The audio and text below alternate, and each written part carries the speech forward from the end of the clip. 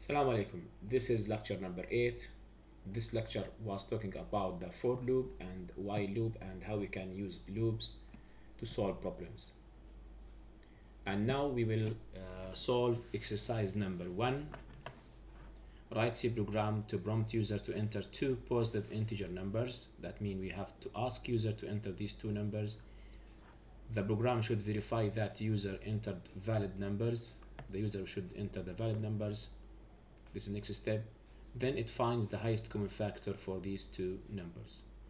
As we learned together before, we have to make or solve the problem step by step. The first step, we have to declare two variables, integer, say that n1, number 1, and number 2, n2. And then we want to ask user to enter these numbers, so I will print a message for the user. This message is please enter two positive integers. Say that in n1 and n2.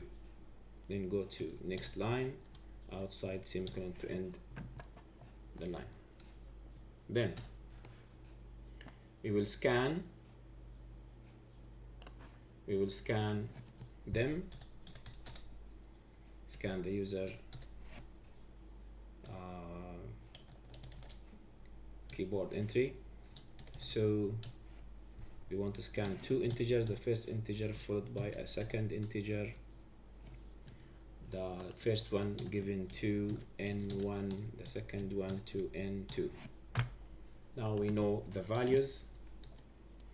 Next, we want to verify that these values are valid, positive integers. So we can write while something happen, which is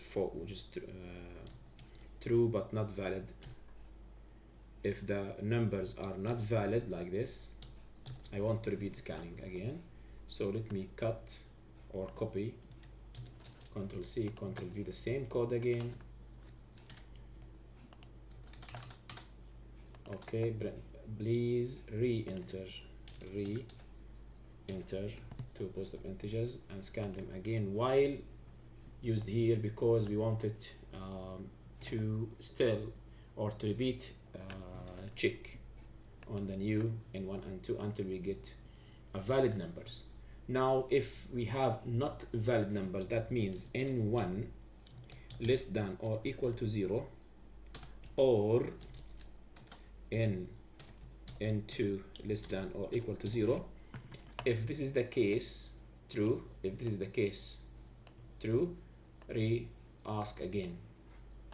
Now run the program to show the response. We have a syntax error here. We forgot and. Run again. We have another one here and. Run the program. Please enter two positive integers. Say that the first one is 2, second one is -8. Please re-enter two positive integers. This is 9, this is -4 again, -5, -4 again. Now 9 and 8 works well.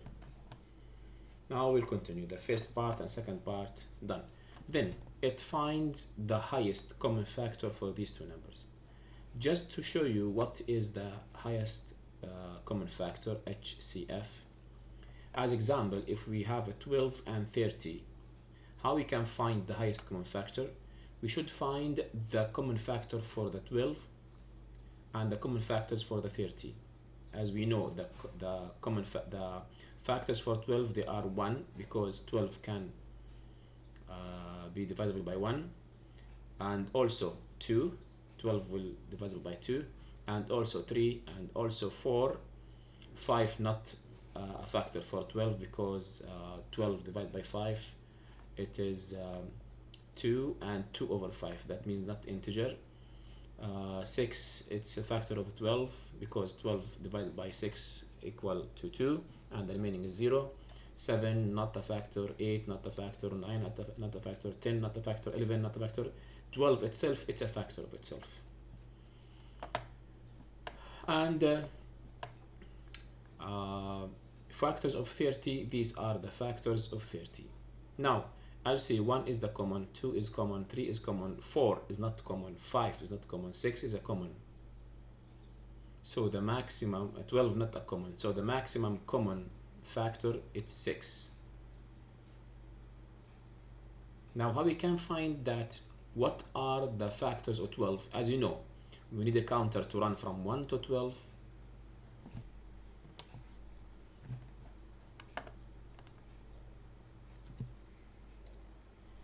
Again, we need the, we said we need a factor